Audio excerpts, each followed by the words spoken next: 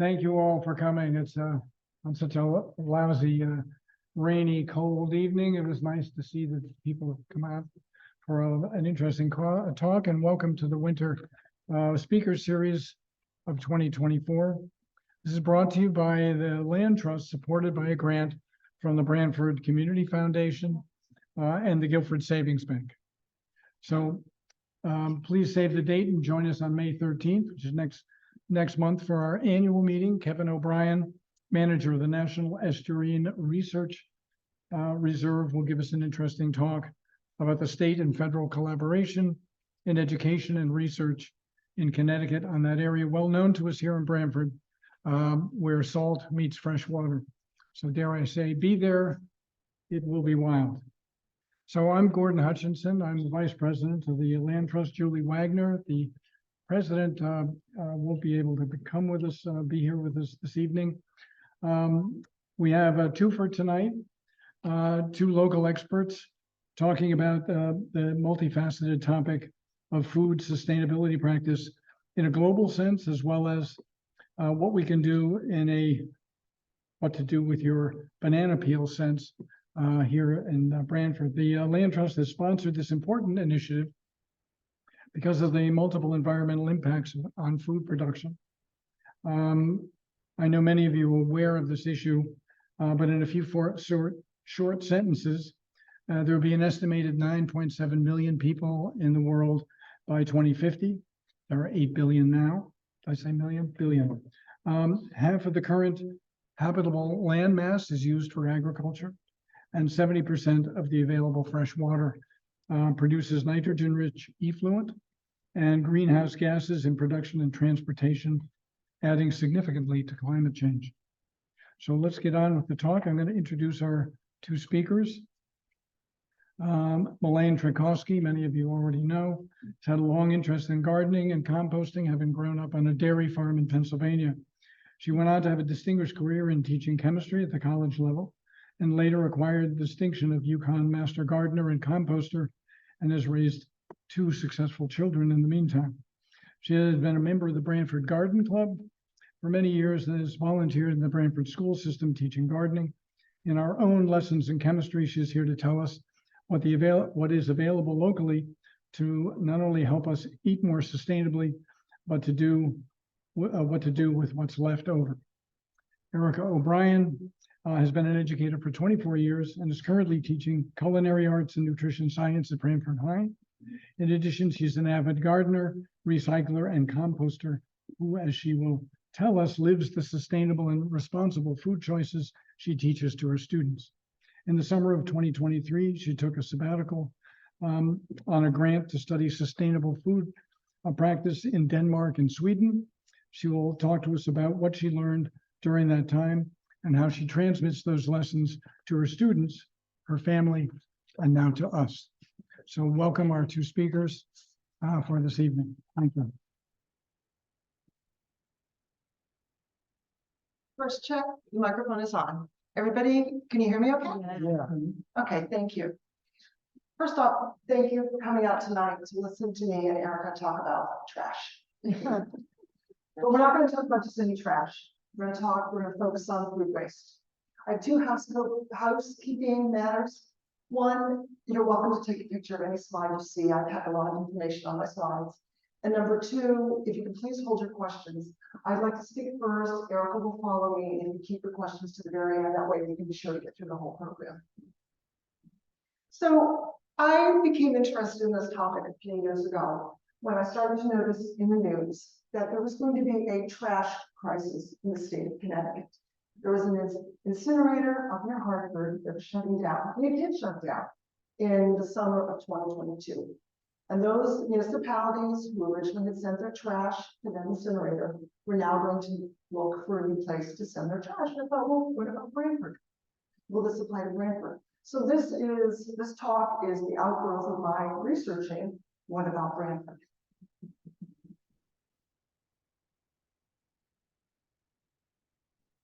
So let's talk about what is food loss or waste. Loss is what we call it when it happens at the in the field, in transit, Waste is what we call it when it happens at the consumer level, at the grocery store, and once we get it home. It's food that's not eaten for many different reasons. It might be because it's inedible, or at least we think it's inedible. For example, I have grown carrots for years. I always chopped off the tops, pitched them in the compost. Last summer, I realized that when you blanch them and grind them up and mix them with nuts, they make a wonderful pesto. Right. There's rotted food. It's almost inevitable. It happens all the way through the food chain, in the field, in transit, in processing, in grocery stores, and once we get it home. And finally, there can also be surplus foods, foods that have no market. Apparently, last year, in a number of states, and I know specifically in Pennsylvania and in West Virginia, there were a lot of apples on the trees. The apple processors, those people who make the applesauce and the apple juice, had a lot of apples from the year before. And they were telling the farmers, we don't need your apples. So the farmers were now faced with trees full of apples and nowhere for them to go. Very fortunately, some government programs stepped in and paid the farmers to harvest, and then the apples went off to food pantries. But that doesn't always happen. So sometimes food just goes to waste because there's nobody there to purchase it. And in fact, in our country, 30 to 40% of food is either lost or wasted. Worldwide, the estimate is about a third. Now, if you buy a head of lettuce for $3 and it rots in your refrigerator, that's a hit to your pocketbook, a $3 hit. Until I looked into this, I had not appreciated that there are underlying costs as well. For example, there were greenhouse gas emissions from the fuels that were used, the tractors to plant, harvest, the trucks used to haul the food to our grocery stores. That's all lost now as well. There's fertilizer that was used to grow the crops. The production of synthetic nitrogen fertilizer is very energy intensive. There's water that was lost to grow the crops. If we think about Arizona, California, places that have been experiencing historic drought, if the crops go to waste, the water is now lost as well. And finally, the land, which is equivalent to California and New York State combined, could have been used for something else, but that also represents lost opportunity as well. So that's the big picture. Now I'm going to get concrete. I have here a greenhouse tomato. My husband went to Big Y, purchased it for $1.76 a few days ago for this purpose, for this demonstration today. And the question I'm going to pose to you is, how much fossil fuel energy did it take to produce this tomato? And fossil fuel energy in the sense of how much diesel fuel would have been put into it. So we need to take into consideration how much it took to make the greenhouse, how did it heat the greenhouse, how much fertilizer to feed the tomato plant, how much irrigation of the tomato plant, how much diesel fuel it took to move the tomato from the greenhouse to the grocery store. And I specifically have 2,300 miles listed there as the distance it has to travel, because there was a study done, and Martha Smill wrote about this study, so that I could then calculate how much fossil fuel went into the making of this one tomato. And the answer is, for this 9.7 ounce tomato, I don't have diesel fuel. This is actually sesame oil. It took 12 tablespoons of diesel fuel. So if this tomato goes to waste, fossil fuel energy that went into making it goes to waste as well. And that's just one tomato.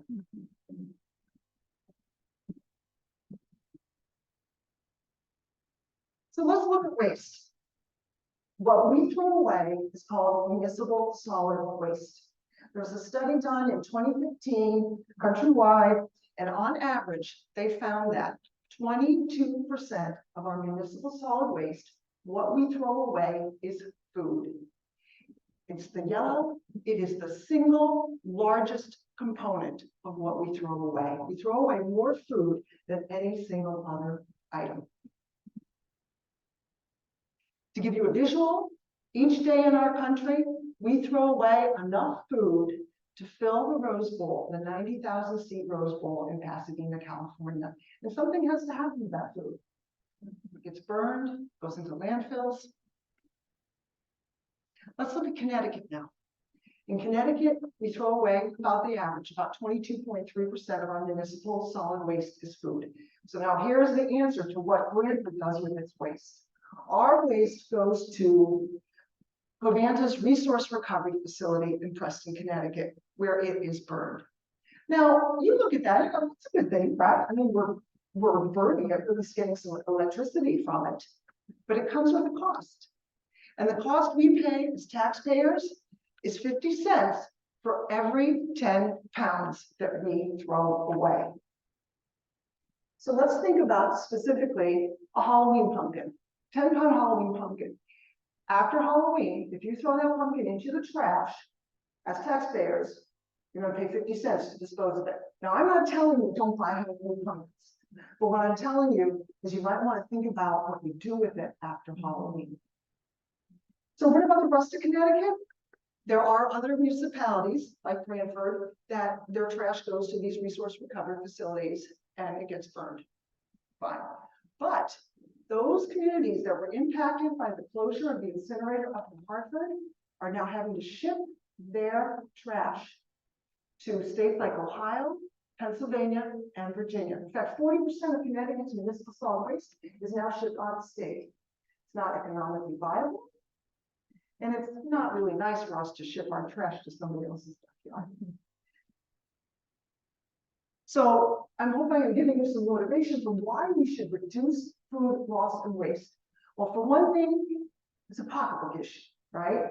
You waste some food, it hits your pocketbook because you wasted it, and then you have to go on and pay to get rid of it too. That's 50 cents for every 10 pounds. Another reason is that 10% of US households are food insecure. By food insecure, I mean that they do not have enough food for a healthy, active lifestyle. And finally, by reducing food waste, we can address climate change. About 15% of the US methane is produced in landfills. And it's produced by the anaerobic, meaning without oxygen decay of foods. So I thought to myself, I would create my own little mini landfill. So if you look at the top image, you see a banana in a Ziploc bag. In fact, it's this banana in a Ziploc bag. I squeezed it down. I didn't pull a vacuum or anything on it. I just squeezed it down to try to get most of the air out of there. A few days ago, I put it back down on the counter. I took another picture of it. And it may be hard to see up there, but the bag is now puffy. Okay? There's a gas that's formed in there. It's been sealed this whole time. Gas is formed. This is my mini landfill. This is what it's like if you put food waste into a plastic bag and throw it into the trash that sits in a landfill. So what is the gas that's formed in there? Well, we're going to look at this. And we're going to look at it. It's the landfill gas composition over time. And at the very beginning on the left, you can see up at 80, there's a line that goes down to the orange. That's nitrogen. So air is composed, there's a little bit of air in the bag. So there's about 80% nitrogen in the bag and 20% oxygen. The oxygen is at 20 and it goes down. That's the yellow. So over time, the x-axis, over time, you see that the nitrogen and the oxygen are going down. You see there's a little bit of hydrogen, the red coming in. You see the blue, over time, carbon dioxide coming in. And if you look at that oxygen when it ends, that yellow at the bottom, right after the oxygen ends, no more oxygen, anaerobic conditions. You start to see methane, the red building in. So I don't know the exact composition of what's in this bag, but it's probably a mixture of methane and carbon dioxide, maybe a little hydrogen. And that's just one banana.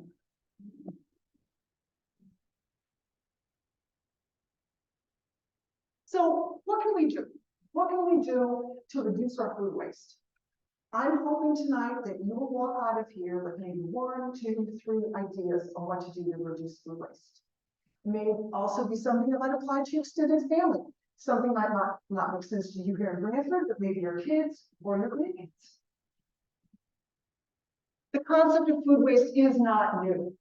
If we go back to World War I, there was the U.S. Food Administration. They were there to try to prevent price gouging, to try to encourage rationing, because food needed to be sent to Europe for the war effort. So they came out with a lot of posters encouraging people. As a slight aside, that Smithsonian magazine online, I would highly encourage you to go take a look at those posters. They are very entertaining, but informative as well.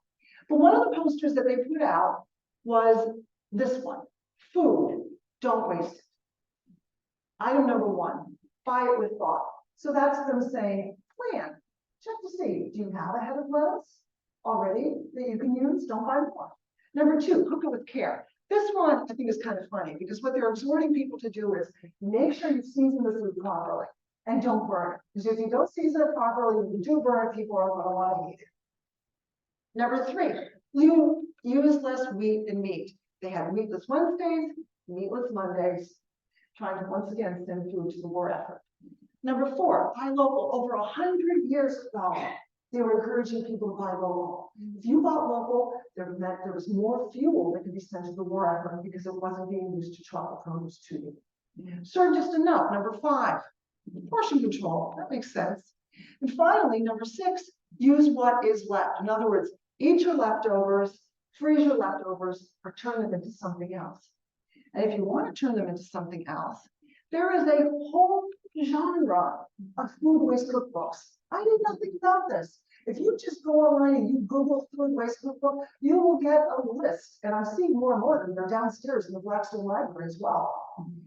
So if you'd like to cook, Google those. What I did was I got a list of them. I came to the library and I checked them out to see which ones I liked and which ones made sense to me. So that's one option. And that's actually how I found out about the carrot tops being in pesto, was from one of those cookbooks. Here's another thing you might start to see, that upcycled certified logo. That logo is starting to appear on products. I know specifically at Whole Foods, you can find them. What is an upcycled food? An upcycled food is made from ingredients that otherwise would not have gone to human consumption. So for example, a peach farmer. If there are peaches that are too ugly to put out on display, they can sell the peaches to the ugly fruit company, who will turn them into peach chips. So this food is sourced and produced using a verifiable supply chain. In other words, it's coming from a farmer, it's not coming from a dumpster, and they have a positive impact on the environment. There's over 200 of these products now available.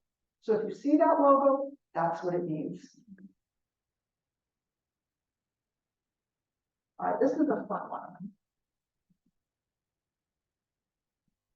There is an app that you can put on your phone called Too Good To Go. And the way it works is a restaurant gets to the end of the day and has some leftover food. They package it up into what they call a surprise bag. As a consumer, you can purchase this bag. It's a sort of surprise. So if it's a bakery, you know it's going to be some sort of pastries. You just don't know which ones. Maybe it's a place that sells pizza by the slice. You know it's going to be pizza. You just don't know which ones. Maybe it's a deli. You can purchase the bag for maybe $4 to $6. You typically get $15 to $25 worth of food. The restaurant gets to recoup some of their cost. The consumer gets food for cheap, and the food doesn't go to waste. Now here's the problem with Branford. You know, it's not very popular around here. Tyler Bound, the town sustainability officer, came to us from Long Island. It was very popular. It's more popular in large urban areas. I have a son who lives in Atlanta. The building he lives in, there's a coffee shop. He's gone down and got my croissants in the surprise bag. But if you know somebody who has a restaurant around here, please encourage them. Maybe we can get people around here participating in this. Suppose you grow 6 heads of lettuce. You know in your heart of hearts, you're not going to eat them all.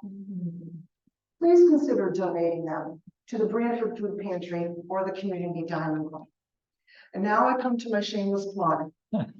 I help run Branford Community Gardens. I specifically help to run what's called the Seed, Weed, and Food Program. There's a 20 by 50 foot garden there. It's all volunteers. and we grow produce that we donate to the food pantry and the dining room. So if you just want to come help, the way it works is I put your name on an email list. I send out a notice saying, we're hosting Tuesday, 7 a.m. Just come join me if you can. We also have work parties. You can email us at that address up there, or you can just Google Branford Community Gardens and get into how to contact us. Just send me an email, let me know you want to help. And that is a delivery I made last spring to the community dining room of produce, both from my house and from the community and from the Branford Community Gardens. There's another option. There's a subscription service, misfits.com. They sell you ugly fruits, things that just, they're not bad, they're just kind of strange shapes, strange packaging. The way it works, I believe in Branford, is you fill up a shopping cart, an online shopping cart, and they make deliveries on Tuesdays. Some people like the services, some people don't, but it's definitely an option. Haven's Harvest. Okay, this is an organization in New Haven that connects between, say, restaurants, coffee shops that have food, and organizations that need food. And we have two people here who are actually food rescue heroes.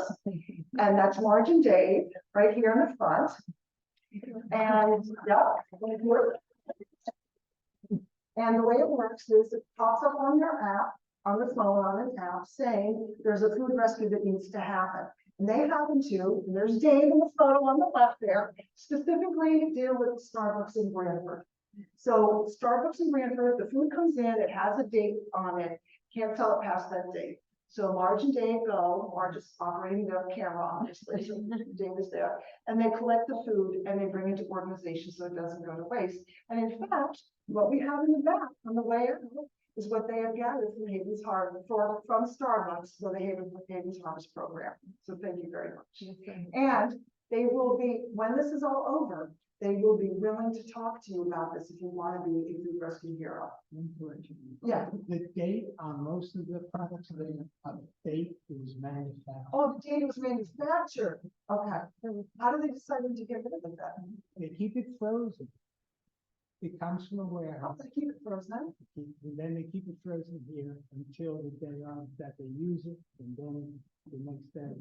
Okay, clarification, thank you. So they keep it frozen, then the day they put it out to use it, it thaws, and then if it doesn't get sold, then it goes to Haven's Harvest. But it keeps perfectly delicious. That's, so there's nothing wrong with it whatsoever, right? It's just, it's the extra at the end of the day. Okay.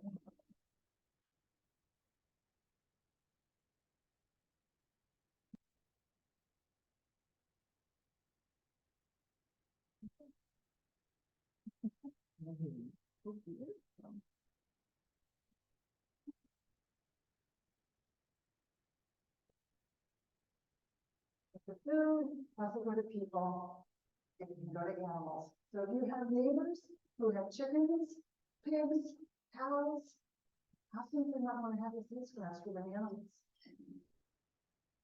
These are courtesy of my son's girlfriend for chickens. Okay, so those were all G's. There also is one don't. And before I looked into all this, I did not appreciate what happened when you put food down the food disposal. There are 100 miles worth of sewer lines in Branford. They go to the water pollution control facility.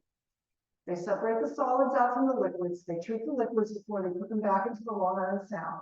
The solids are now called sludge. They're put into tanker trucks. They're taken to New Haven to be burned. I spoke with the department head over there, and he said, with regards to putting food down the disposal, because you might think, Malaine says don't put it in the trash. Well, I'll put it down the disposal instead. He basically just passed in the buck to the water pollution control. So Brian Devlin said, less is better. If you put food waste down the disposal, they can end up with grease plugs in the sewer lines, which really sound kind of nasty because they have to go in and blast them out. And the more food waste there is down there that goes down the disposal, the more expensive it is to treat it and dispose of it. And the water treatment plant is very, very energy intensive in terms of electricity it needs. And finally, food waste can break down rapidly in the sewer lines, producing methane. So it's best that we try to avoid putting food waste down our disposals. So what can you do? What are the other things you can do? You can keep the food waste out of the waste stream entirely by composting it. So we have a couple of options in Branford. One option we have in Branford is a subscription service. It works like your trash or your recycling. You pay for it. It's called Blue Earth Compost. They provide you with a green bucket, which you can put out once a week or every other week. And this is if you don't want to compost, you want a space to compost, whatever, and they take it away. They also, if you want it, will deliver back to you about 150 pounds worth of compost annually. Most condos and apartment complexes do not participate in this. There is some interest, however. I know Turtle Bay is trying to get the people there on board. So if you're interested, maybe you can try to get something going if you live in an apartment or a condo. Now, what happens to it though is the Blue Earth people, they take it to Quantum Biopower in Southington, where it is anaerobically digested. If that's in a landfill, that's a problem, but they trap the methane and they use it as fuel. If you don't want to pay for the subscription service yourself, you can also go to the transfer station. I don't know if you noticed, but there's a sign as you come in on the left saying, we accept food scraps for composting. And over on the right, you can see those blue bins. Those are the Blue Earth bins. So you can bring your food scraps there to have them go away to be composted by Blue Earth. So it's free, just I'm not paying with it or taxes, but and they used to hand out, I don't know if they still do, they used to hand out these compostable bags. They don't anymore. Some people are saying yes, and people are saying no, I don't know. But you can just bring your food scraps in a bucket and dump it into their blue bins. So what is composting? Well, composting is controlled decomposition of organic materials, such as food and yard wastes, by microorganisms like bacteria or fungi, in the presence of oxygen and water. So you're not making, it's not without oxygen, you're not making methane, it's with oxygen present. It's essentially controlled rotting. So if you have the space, you can do it yourself. It's convenient. It's on your own property. Just walk out the door. You don't need to drive anywhere. Feeds the soil. Charles Downing is a British vegetable gardener, and he uses exclusively compost on his gardens. He doesn't use any supplemental fertilizer. It amends the soil, lets oxygen and water into it, just makes the soil looser and lighter using compost. It reduces the garden and kitchen waste in your municipal solid waste. And once you have the equipment, it's free.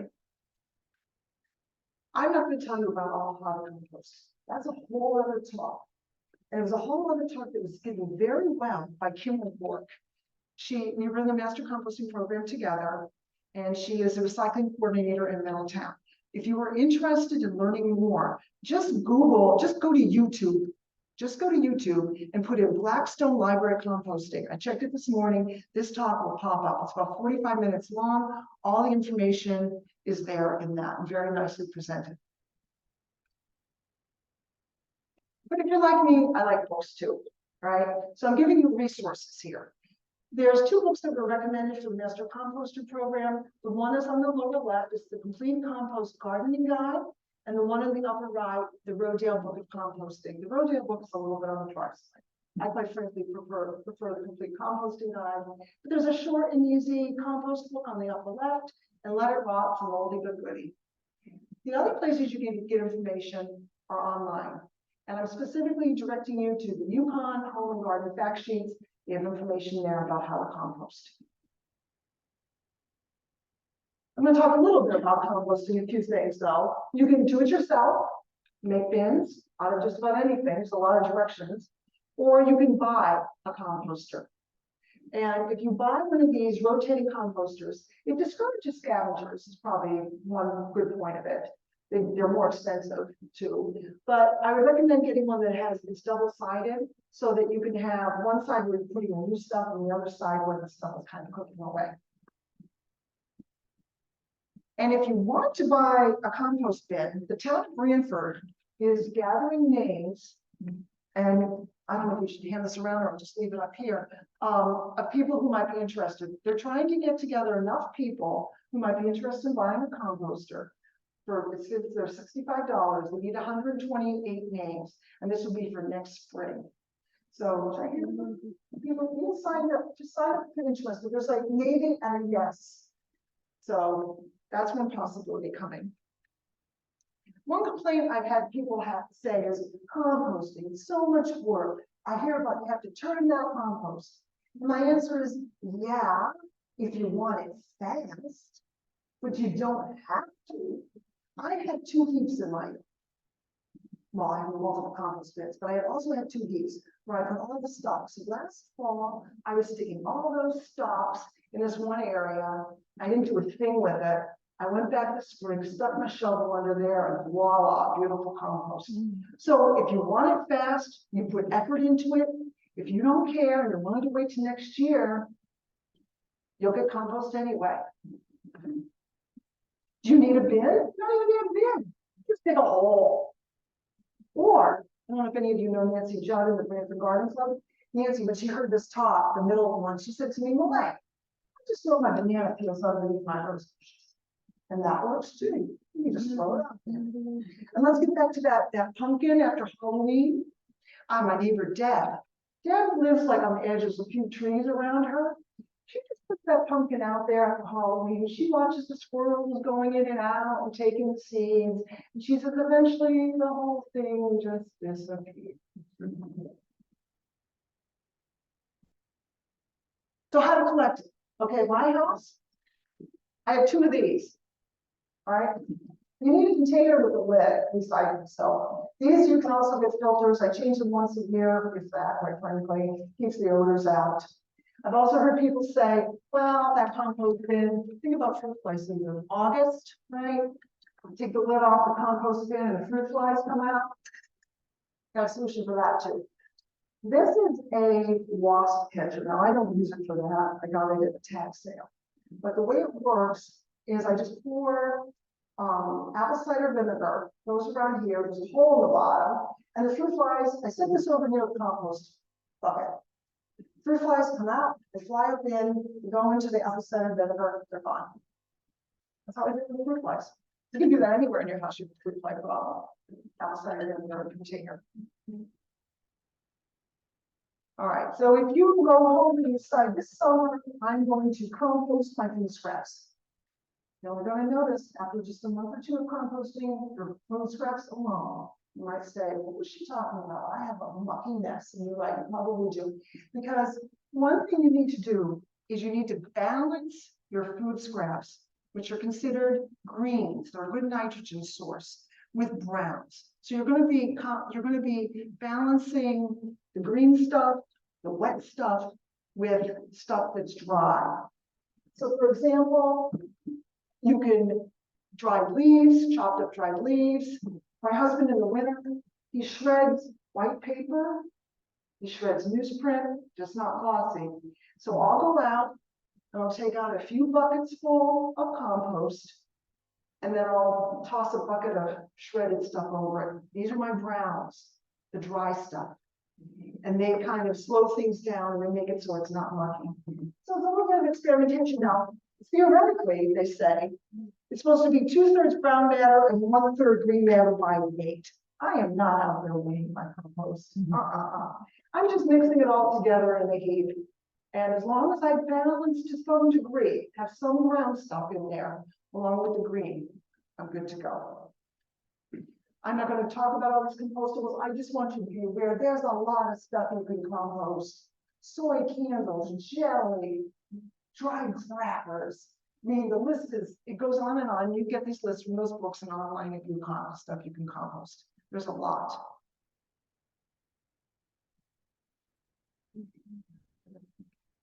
But there are things you probably shouldn't compost either.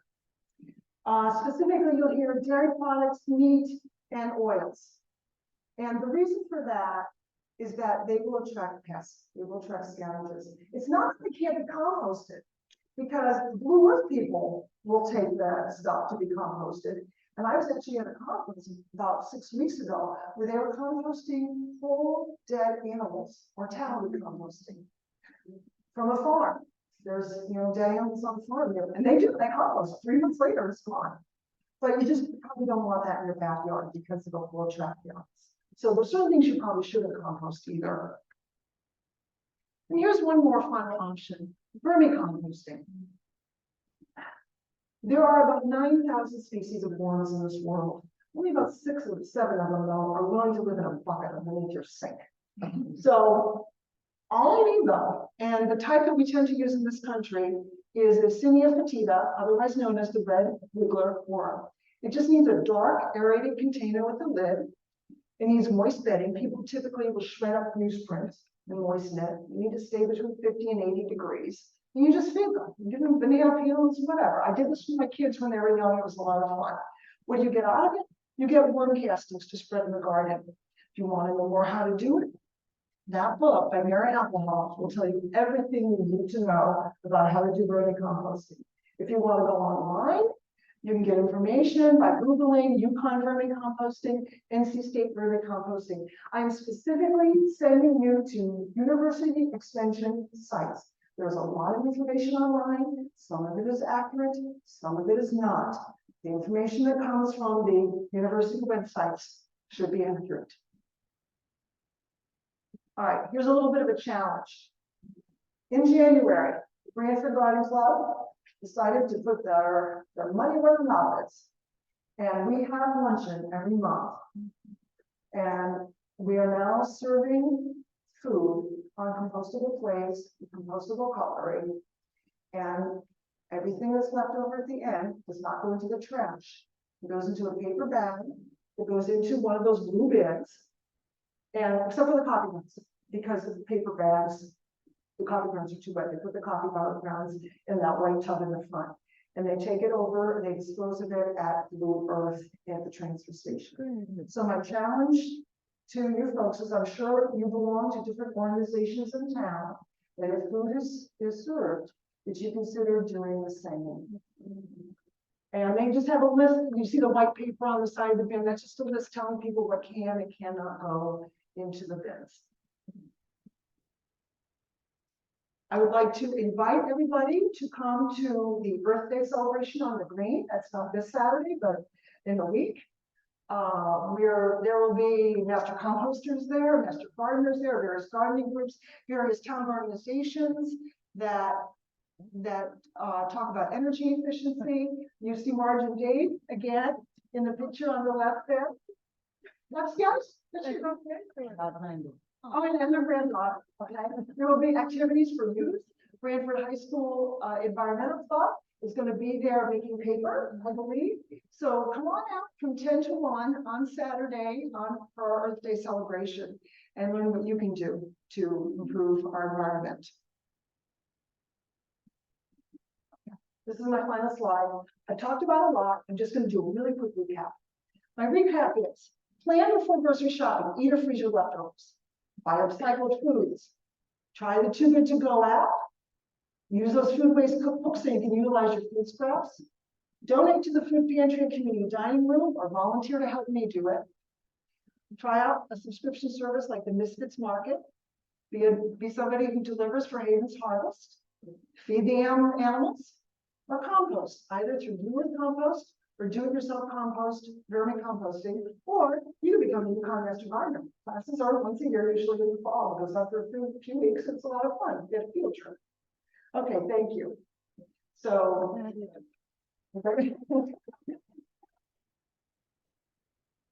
so I will say Eric is going to be up next, and then if you could, okay, let's get you into slideshow. Sure. There you go. Yeah. I don't know, but if you prefer that I wear it, whatever. I'm used to project them. Yeah. It might be better without that echo, that Yeah. noise. All right. I think I'm okay. Hi, everybody. Thank you so much for coming out.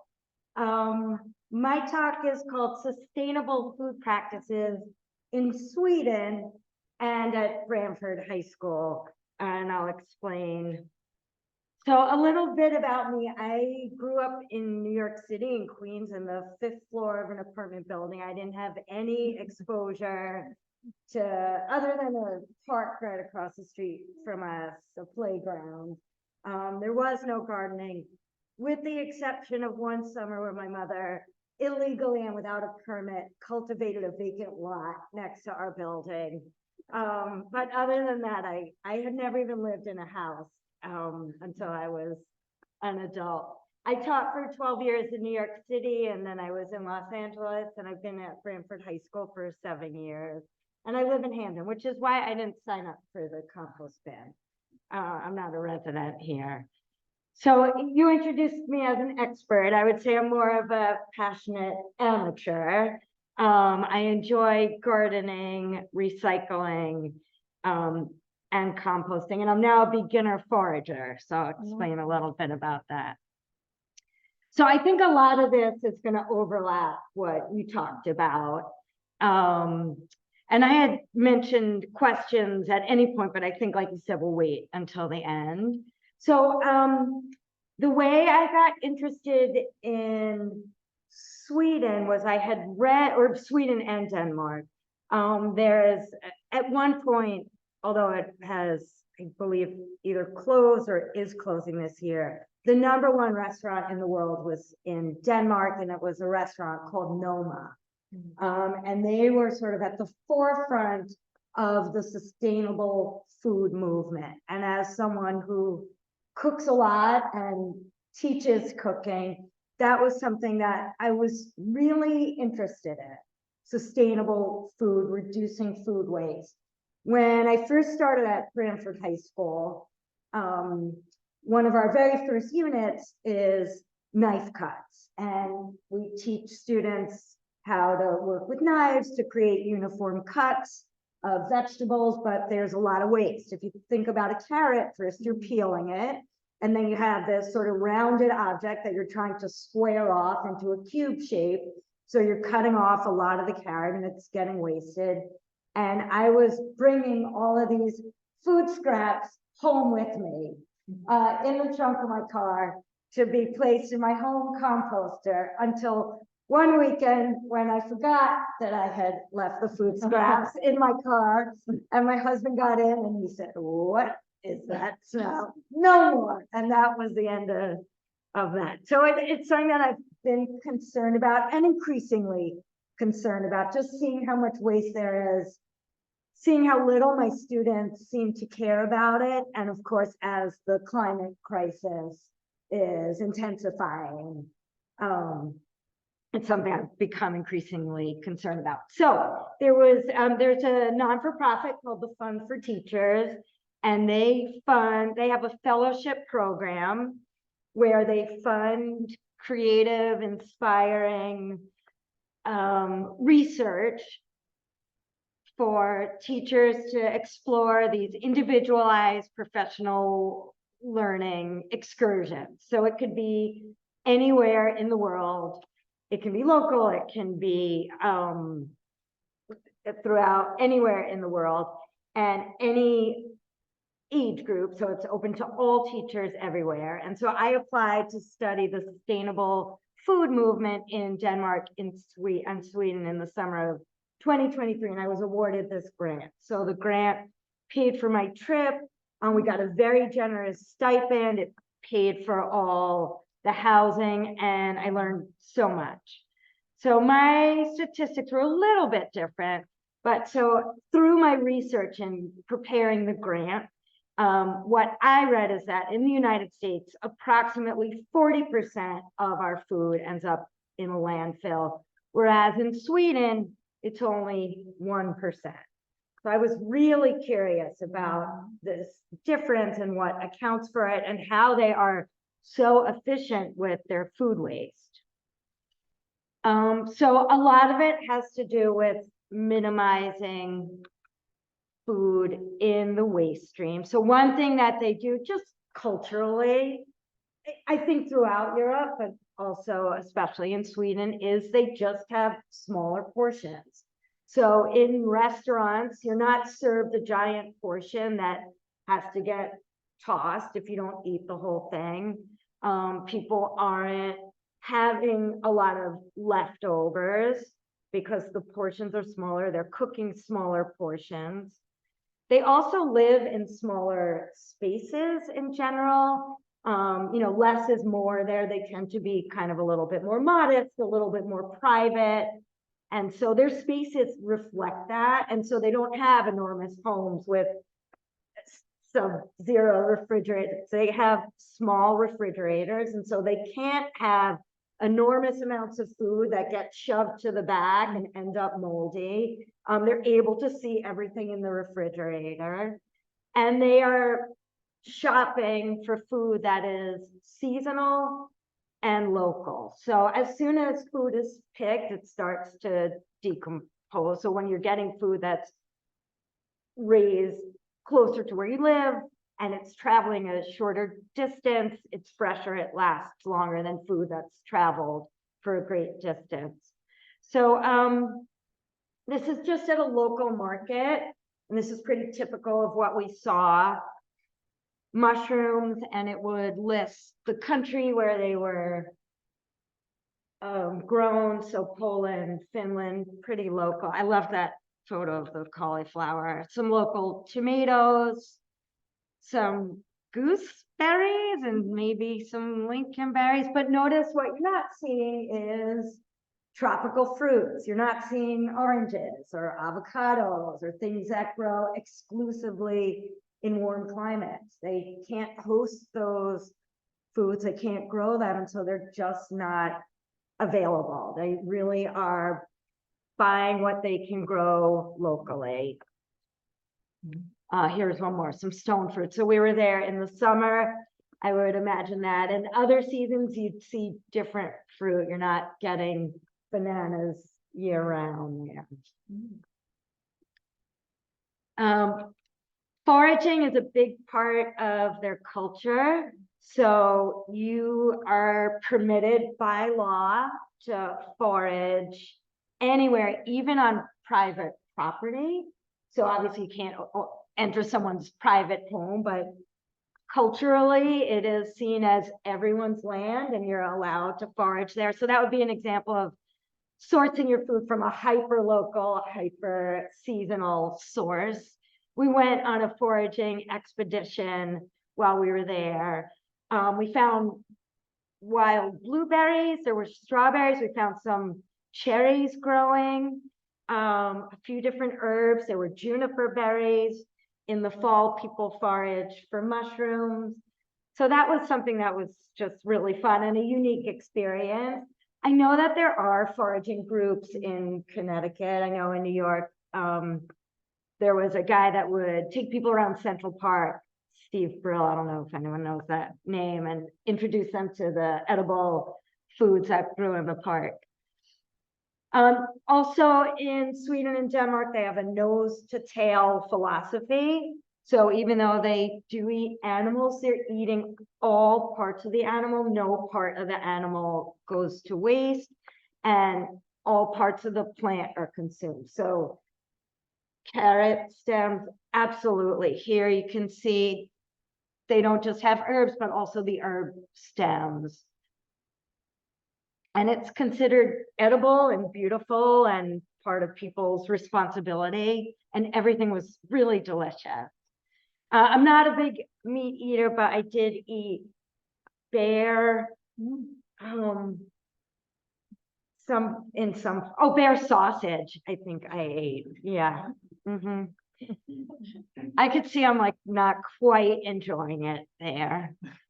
They also do a lot of fermenting and pickling, so that's a way to naturally preserve food. And that photo, that's an homage to my Jewish grandfather who, for his entire life, wanted me to eat the Jewish delicacy, pickled herring. Oh, yeah. So herring in a cream sauce, and I just could never bring myself to do it. And I swear his dying words were, try the pickled herring. And I couldn't, but I in Sweden, I did try some curried pickled herring. I survived. I didn't enjoy it, but so pickled and fermented foods are a large part of the Nordic diet. So in addition to the health benefits of fermented foods, it's a great way to prevent foods from ending up in a landfill. They last much longer, and it's a sustainable way to preserve them. This was at a restaurant. They had preserved some garlic, and I can't recall what the one on the left was. But this is just something that was part of the culture that you'd see everywhere. So I like this photo because it was not at any kind of, you know, it wasn't necessarily like a recycling center. This was just in the airport. And this is just the expectation. They have multiple bins for waste, plastic bottles, although you really don't see a lot of those. And they have, this one is a bio waste bin, paper. It's just what you do. It is the expectation. It's part of being a good, responsible citizen of the earth. In Stockholm, it's mandatory as of December 2023. And they make it very easy. So you're not putting your compostable foods in your car and bringing it to the train. It's right there at your building. It's accessible, it's easy, it's a sustainable practice. Other ways that sustainability has sort of infiltrated the culture, these are both from the hotel that we stayed at. They're very water conscious. So 5-minute showers are the norm. And this was the shampoo in the shower that said, oops, oh no. Oh, I thought I went back to the beginning. Stop the water while using me. Even the hotel key card was recycled and brought back. They're very waste conscious in terms of fashion. Fast fashion is absolutely frowned upon. They have fewer items of really good quality that, you know, good quality textiles that are going to last a long time. And you just don't see people with disposable coffee cups, or, you know, people, if you've ever been to France where, you know, you don't see people with big gulps. They sit down, they eat a meal, they take their time. They're not driving a car and eating breakfast at the same time. So it was, I would say that was similar in Northern Europe as well. So I took all that knowledge and brought it back to school with me at Branford High School. I often ask my students at the start of the semester how many of them compost at home. And usually I'll get either, I have 20 students in a class, usually I'll get either none or maybe one student will compost at home, just one. And I'm trying to get them to compost in class. So it is a bit of a learning curve. I have a video that I show them. I start off by having them think about what happens to food in nature. If there's a apple tree growing in the forest and that apple falls on the ground, what happens to it? We don't have, you know, giant piles of apples or dead animal carcasses, and they are able to make that connection that food decomposes, that those leaves break down. You know, no one's out in the forest breaking them. They do understand the process of decomposition in nature. And so I try to tell them that when we're composting, that's what we're doing. We are replicating what happens in nature to keep that food out of the landfill. I don't know that they care so much. They're also, I don't know how much I cared at that age. I think part of it is developmental, but they are very compliant. So we use Blue Earth.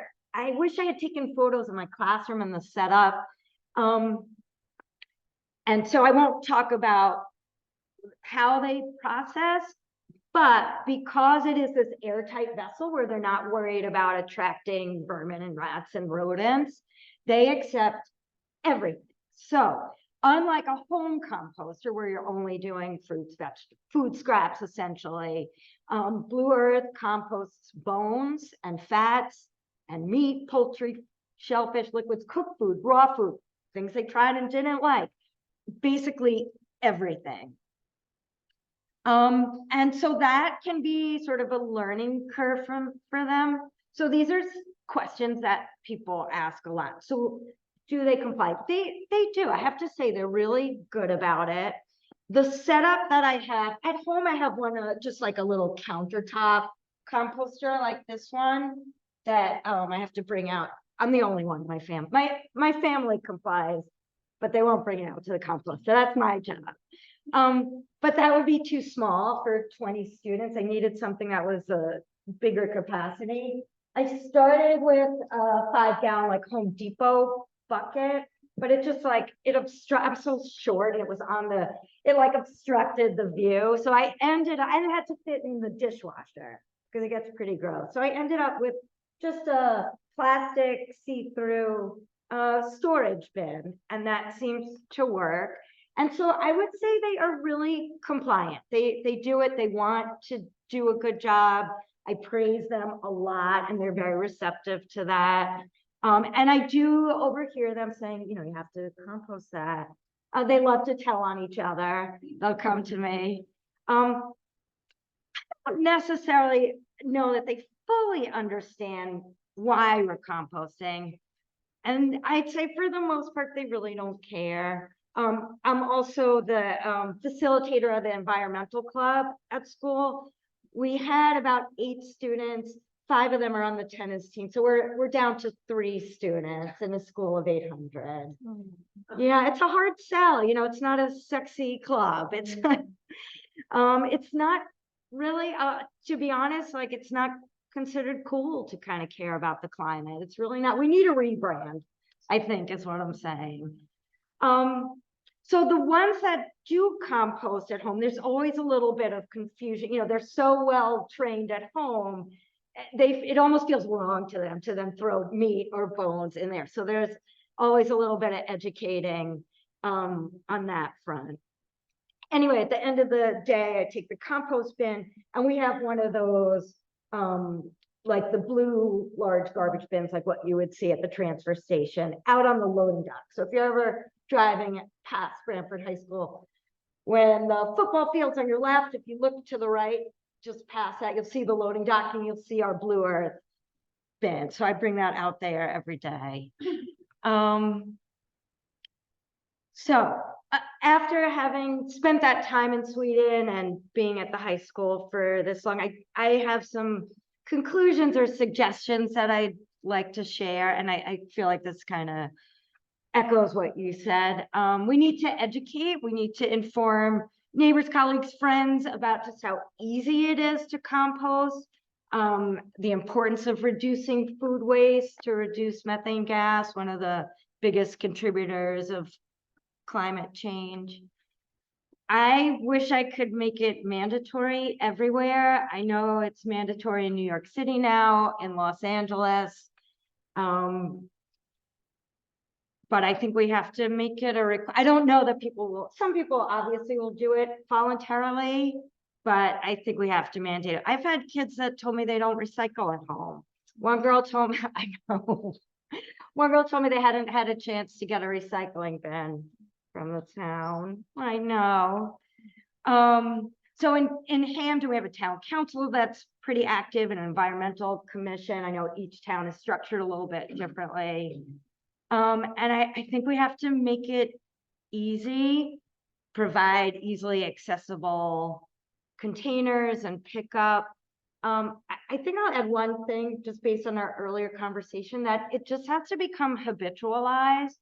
When they outlawed plastic bags in Hampton, everyone was in an uproar, and then people got in the habit of bringing their reusable bags. You just do, you leave it in your car, you leave it in your, and now they do it. Like the time is now. I know I'm kind of preaching to the converted here, but anyway, so I would love to see everyone out at Earth Day. Thanks for that plug. This is my email. I'm happy to answer any questions if you want to ask something privately via email. And that's my cell phone. I still have my 917 New York area code. But I do feel like I'm making strides, small ones, little ones. But the girl that told me she didn't recycle at home, came back a year later to say that I had inspired her family to, to recycle. All right, one kid, one win. So anyway, thanks to all of you concerned, responsible people for coming out. I appreciate that. And do we answer questions? Thank you. How many people here actually have a compost bin? No, but we got. There we go. We're already halfway there. Oh, wow. Good for you. Yeah, we got. More Blue Earth. More blue. Yeah. Okay, all right. I just wanted to say one thing. You know, we're working very hard on, Project Maple, the pipelines. Yes. And we put out a letter to, well, we're putting out a letter to the governor, but the reason I'm mentioning this is because so far our elected officials are not signing on. Only 2 signed on, and you know where they're both from? Camden. Oh, really? So you've got elected officials that are on your side with this. Hmm. They're really, they're not just talking their concern, they're acting it. Hmm. So you might be able to move further because you've got that excellent support. Mm-hmm. And I just want to- Yeah, thanks. Of course, the town governance is different from the statewide reps, but No, it's- both we have that momentum, I It think. is. Yeah, thanks. Did you wanna? Is there any attempt to compost through the faculty dining room or the cafeteria? Thanks, I should have mentioned that. So, the cafeteria, their back end product gets composted, meaning the food that is not customer facing, the food that does, so if they have any waste, a tomato goes bad, or, you know, they chop off the top of a carrot, all of that, we share the Blue Earth compost with them, that goes into the compost. The post-consumer, so the food that goes out to the students, does not get composted, that goes in the trash. There are organizations in the state of Connecticut and even at the town level that have tried to implement composting in schools. What they find is that it is best done at the elementary level. When you can sort of establish those early habits. And usually it's a parent who has a child at the elementary level that's active and wants to be involved. What they find is that, as you know, so that parent might be able to volunteer at lunchtime because someone has to supervise and make sure that the students are separating their compostables from the non-compostables. And so it requires people to supervise. Teachers are contractually entitled to a duty-free lunch. So you're relying on volunteers to oversee that. And what they find is that when those kids age out of the school, the parents are kind of less involved with volunteering their time at the elementary school. And so they've had trouble kind of passing the baton. You know, that's a great example of where, unless it is mandated, you know, it's so hard to make it happen What in about my the experience. faculty dining, the restaurant? Yeah, oh yeah, sorry. She asked about composting in the faculty area. That's interesting. I think that's something that we could definitely propose. And we do have a few faculty members who are concerned. I don't know how concerned, you know, overall the faculty is. But that's something that I would absolutely be willing to kind of take the lead on, maybe setting something up in the faculty lounge. Thank you. What about the restaurant? We still have the faculty restaurant? So we have our Class Act Cafe, we call it. Yeah, and so that is part of we use Blue Earth for that composting. Yeah, so that all gets composted. Hi. Yes, why didn't I think of that? Talk about a rebrand. She said we should get Taylor Swift involved. Oh. Hi. I like that. Thank you. Feels like such a, the whole thing.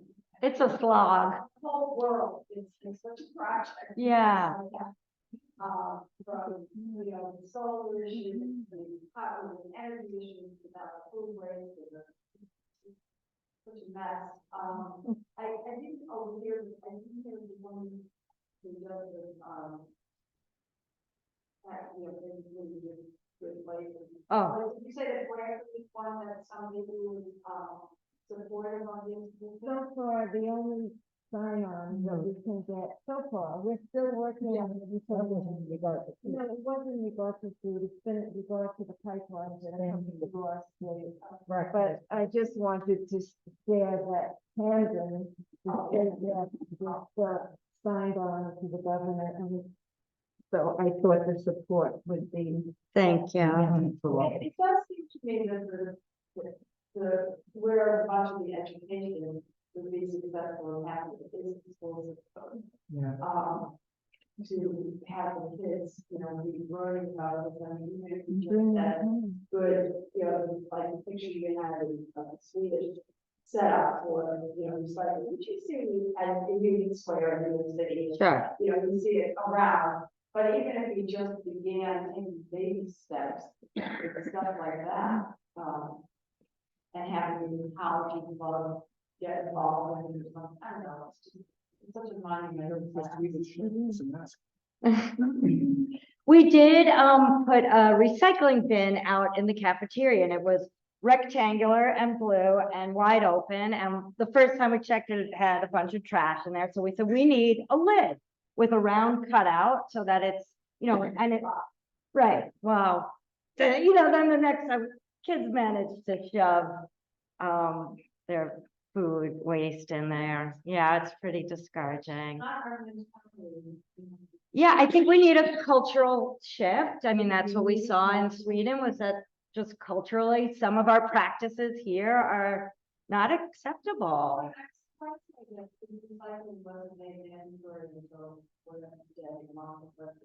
2023. Not recycling, composting. Yeah, they've been recycling for a long time. Do you have a sense of how they did that? From the information? So that was only in the city of Stockholm, Okay. in Sweden. I really don't, it's very different from like a city like New York City. It's cleaner, it's smaller.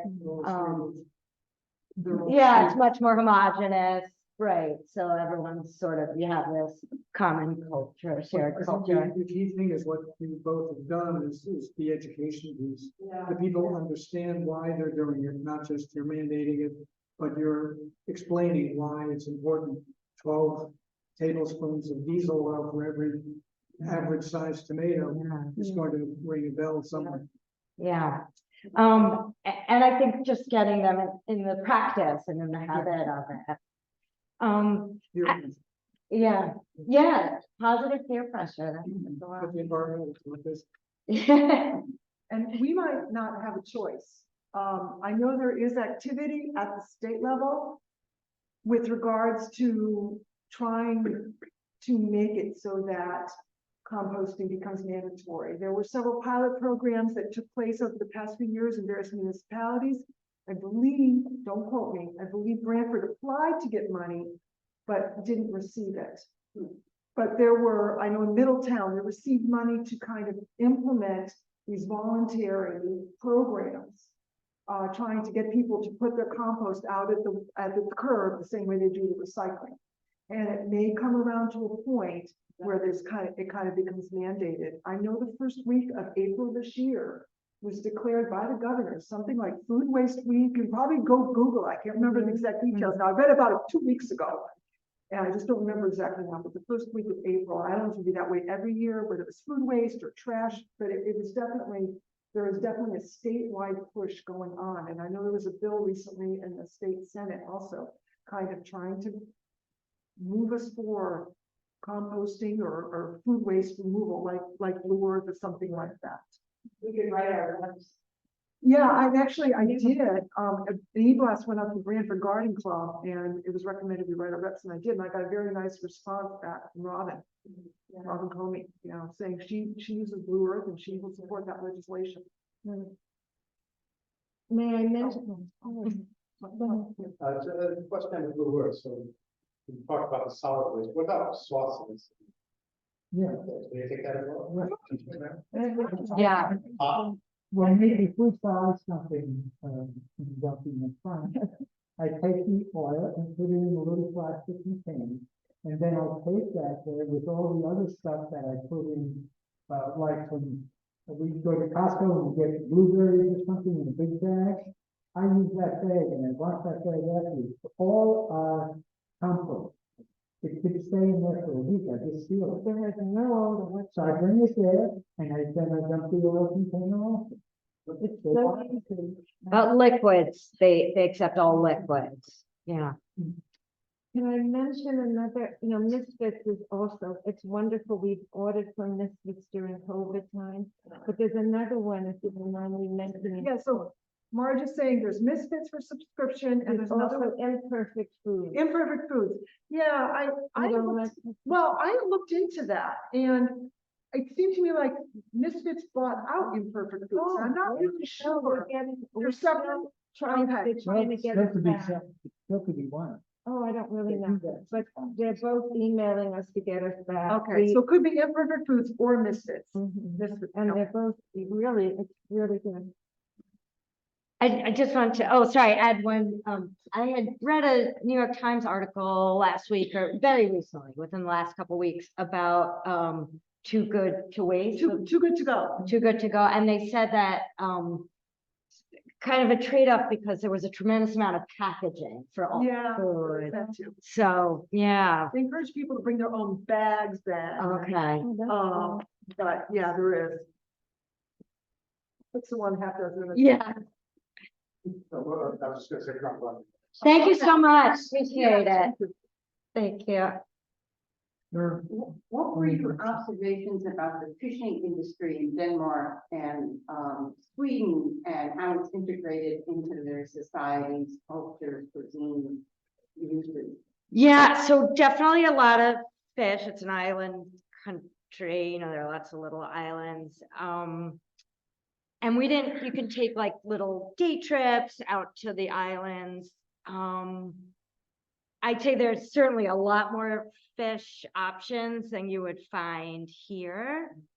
I don't know anything about their practices, like their sustainable fishing practices, but I would imagine that their practices are a lot more sound than ours here in the US. Hi. The vegetables eaten in the winter time, it's so cold, and what do they grow? So again, they're preserving foods. Preserving? I mean, it's not like a primitive, like they have supermarkets. I don't want to make it seem like, but there's just less of a focus on, they did like their, passion fruit which is not native to Sweden. There was a lot of passion fruit around for some reason. I'm not quite sure. I don't know how to answer that. Fruit, vegetable, you have berries. Yeah, A lot of berries. probably potatoes, I would imagine. Grain. Root vegetables, right? A couple of things, one is, I live in an apartment complex. Yeah. And I was wondering, if I'm not too far from Branford High School. Can I bring my stuff? Drop it in the bin at Branford High? So I'll never tell. Yes, we also have a gardening club at Branford High School that composts just the food scraps that you would use in a traditional backyard composter So raw fruits, raw vegetables, no fat, no animal products. And they asked us if our program could provide some food scraps. They needed more, but I didn't feel that I could impose upon my students. So then now, now we're only gonna put these, like, I just want them to compost. So yes, there's also, when you're facing the loading dock, you'll see the blue earth bin on the right. To the left of it, you'll see raised beds, raised planter beds. And behind it, against the building, is compost bins that I think they are probably made out of like wood pallets. So if you have any fruit or vegetable scraps that you want to get rid of, they would happily take them in there. I mean, I don't produce a lot of it. Yeah, right. Sure. But, Yeah. and my second thing is, have you ever, either of you ever read Animal Vegetable Miracle? Yes. By Barbara King. Yeah. And she addresses the issue of what to eat in the wintertime, that's available locally. It's an excellent read, I highly recommend. I'm familiar with them. Yeah. It's been a long time. Miracle. Actually, that, Malaine, are you familiar with, someone was telling me recently, they have just a countertop composter that is like electric. I've seen ads for those. Oh, they said it's great. I don't know if it's just chopping stuff up and making it smaller or really composting. I've been curious, but I don't know. Okay. Yeah, I don't know. Seems almost too good to be true. But if you chop it up, it does compost faster. Yeah. But whether it's really, I just don't know. Maybe it needs something. Well, generally speaking, usually when you build your own compost heap, you usually try to get something that's 3 by 3 by 3 at a minimum. Something that's small, I don't know. And then we're using electricity. Right. Yeah. Oh, but I mean, you rather that than not, so. Well, we'll give our discussants a round of applause. Thank you so much. Really, thank you all for coming. Thank you. Please take on your way out from what Marge and Dave have gathered from to the Havens